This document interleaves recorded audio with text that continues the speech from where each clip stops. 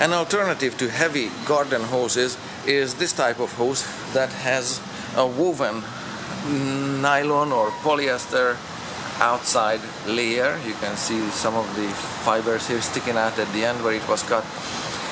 This garden hose is very practical because it weighs a lot less than usual rubber garden hoses, and when pressure is gone from the system, it's not entirely coiling itself up, but you can see it collapses to a much smaller size, so it's really easy to store it.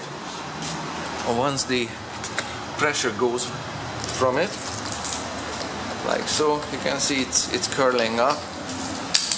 And problem with this hose is that on the inside there is this, just a polyethylene, a thin plastic film like this.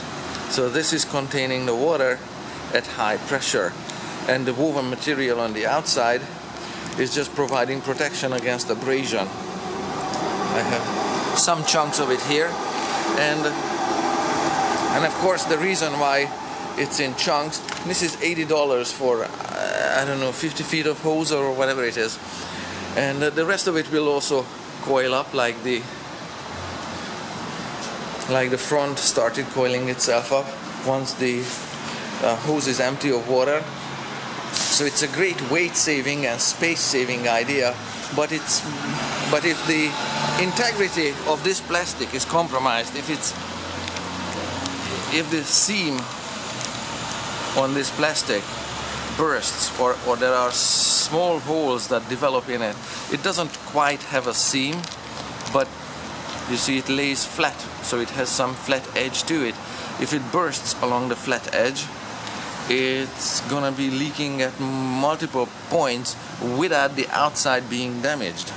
So because only this very thin, I don't know, a micron or whatever, just very thin plastic is holding all the water at high pressure, this kind of hose may not be working for you.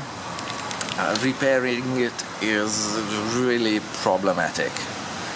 As you can see, I ended up with cut off chunks because this is leaking and bursting at multiple points. So for $80, I don't think it's worth it.